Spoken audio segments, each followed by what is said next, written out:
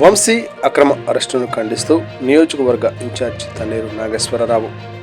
వల్లభనేని వంశీ అరెస్టుపై స్పందించిన వైసీపీ నాయకులు.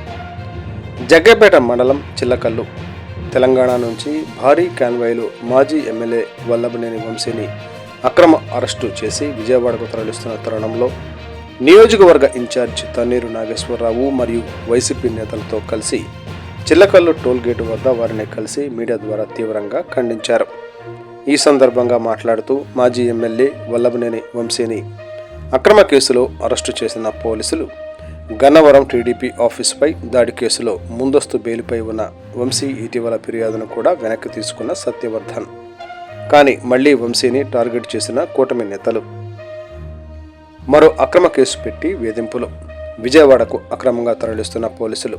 ఇంకెన్నాళ్ళు ఈ కక్షపూరిత రాజకీయాలు? సూపర్ 6 అమలు చేసి ప్రజలకు మంచి చేస్తారు.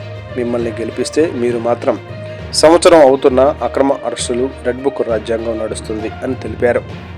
ఇప్పటికైనా సంక్షేమ పథకాలు అమలు చేసి ప్రజా పరిపాలన మీద దృష్టి పెట్టాలని, ఈ అక్రమ అరెస్టులు, వైసీపీ కార్యకర్తలను టార్గెట్ చేయడం కూటమి ప్రభుత్వం మానుకోవాలని సూచించారు.